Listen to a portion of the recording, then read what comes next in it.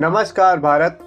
पिछले वीडियो में हमने जन्म कुंडली के पहले 6 भावों को समझा जो जीवन की आधारशिला बनाते हैं।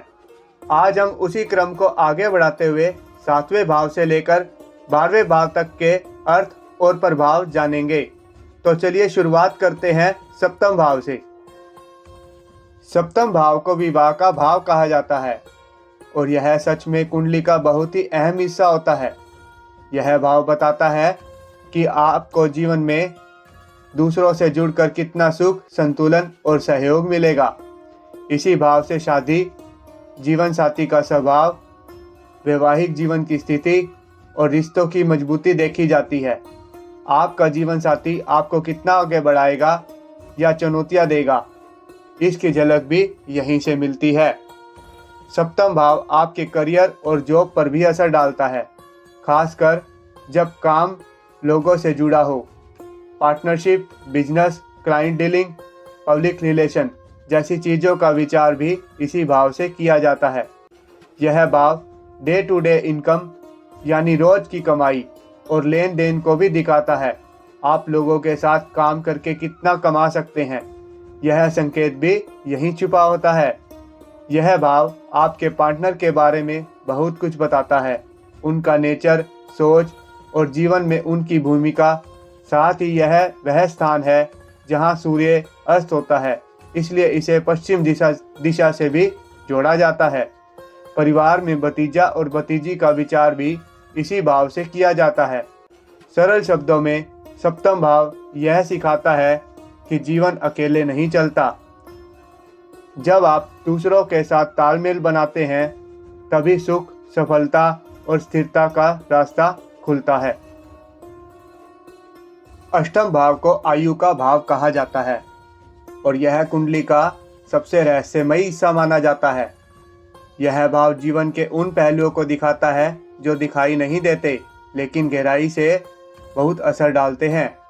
इसी भाव से जीवन की अवधि, अचानक होने वाले बदलाव, उतार चढ़ाव और रूपांतरण का संकेत मिलता है। यह बताता है कि जीवन आपको किन मोड़ों से गुजार कर परिपक्व बनाएगा। अष्टम भाव रुका हुआ पानी, गहरा गड्ढा, पाताल और जमीन के भीतर की चीजों से जुड़ा होता है। इसलिए गड़ा हुआ धन, छुपी हुई संपत्ति और गुप्त संसाधनों का विचार भी यहीं से किया जाता है।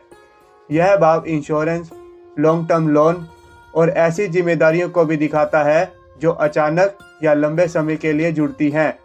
यहीं से ससुराल पक्ष का विचार भी किया जाता है। साथ ही जीवन में मिलने वाले अचानक सहयोग या तनाव की झलक भी मिलती है। अष्टम भाव रिसर्च, गहरी सोच, रहस्यों को समझने की क्षमता और छुपे हुए ज्ञान की ओर झुकाव को भी दर्शाता है। इसके साथ साथ दुर्घटना, क्लेश, गुप्त रोग, अचानक डर या संकट और ऊंचाई से गिरने जैसी घटनाओं का संकेत भी इसी भाव से लिया जाता है। सरल शब्दों में अष्टम भाव यह सिखाता है कि जीवन सिर्फ दिखाई देने वाला सच नहीं है। असली परिवर्तन और गहरी शक्ति वहीं से आती है जहां हम झोंकने से डरते हैं। नवम भाव को भाग्य भाव कहा जाता है और यह जीवन में मिलने वाले आशीर्वादों और दिशा का संकेत देता है। यह बताता है कि किस्मत आपको कहां सहारा देगी और सही समय पर रास्ता कैसे खुलेगा। इसी भाव से पिता का विचार किया जाता है, उनका मार्गदर्शन, संस्कार और जीवन में उनकी भूमिका। धर्म, आस्था और पारिवारिक परंपराएं यहीं से जुड़ी मानी जाती हैं, यानी आप किस विश्वास और मूल्यों के साथ आगे बढ़ते हैं।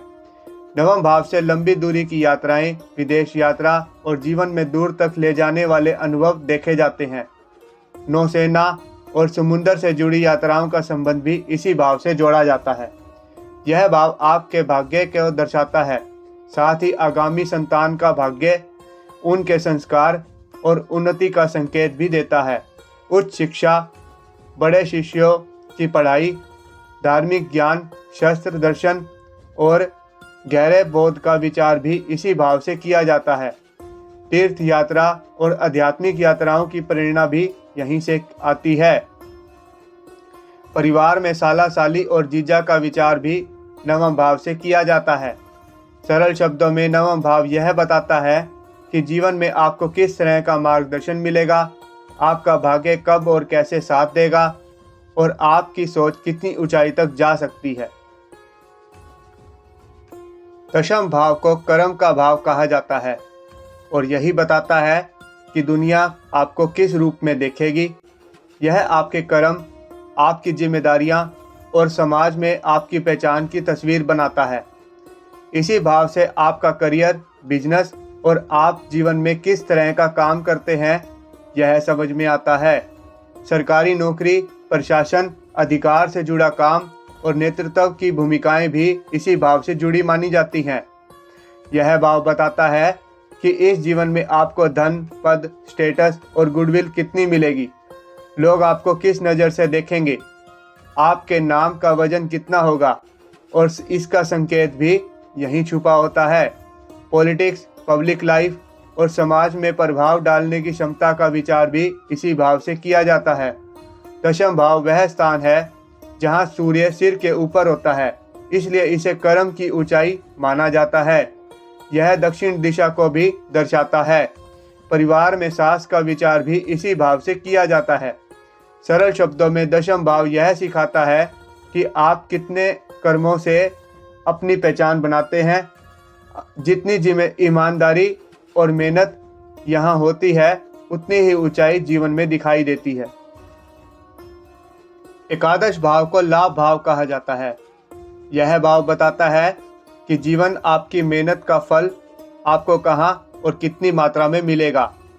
इसी भाव से जीवन में होने वाले लाभ, आय के स्रोत और अचानक मिलने वाले फायदे देखे जाते हैं।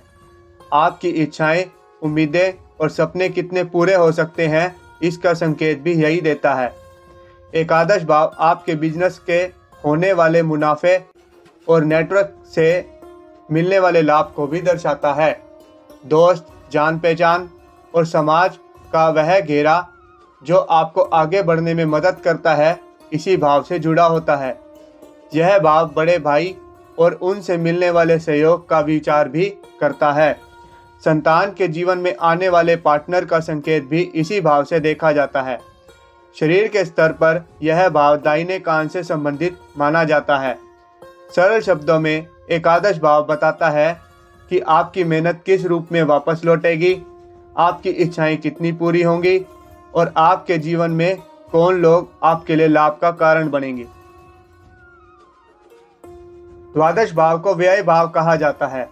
यह भाव बताता है कि जीवन में आपका धन, समय और ऊर्जा कहाँ खर्च होती है और किन अनुभवों के बाद मन भीतर की शांति खोजने लगता है। इसी भाव से खर्च, दान, त्याग और मुक्ति का विचार किया जाता है। अनाथ आश्रम, मंदिर, आश्रम जैसी जगहें और सेवा व करुणा से जुड़े कार्य भी इसी भाव से जुड़े माने जाते हैं। यह भाव विदेश यात्रा, दूसरे देश, अदर कल्चर और अलग तरह की जीवन शैली की ओर झुकाव को भी दिखाता है। साथ ही जीवन में होने वाले लॉसेस, दुख, अकेलापन या कभी कभी गरीबी का अनुभव भी यहीं से समझा जाता है। द्वादश भाव नींद, सपने, एकांत और मानसिक विश्राम से जुड़ा होता है। सिर दर्द, दाईं आंख और पैर के नीचे का हिस्सा भी इसी भाव के अंतर्गत माना जाता है। यह भाव सेक्सुअल डिजायर, गुप्त इच्छाएं, भीतर दबे भाव और निजी जीवन में छुपे पहलुओं को भी दर्शाता है। गुप्त विद्याएं, साधना, ध्यान और आध्यात्मिक अभ्यास का संबंध भी इसी भाव से होता है। परिवार में चाचा का विचार भी इसी भाव से किया जाता है। सरल शब्दों में द्वादश भाव यह सिखाता है कि हर चीज जोड़ने से नहीं मिलती, कभी कभी छोड़ देना ही असली शांति और मुक्ति का रास्ता बनता है। ज्योतिष तभी सार्थक है जब उसका ज्ञान आगे पहुंचे। लाइक, सब्सक्राइब और शेयर करके इस ज्ञान को औरों तक पहुंचाइए। नमस्कार।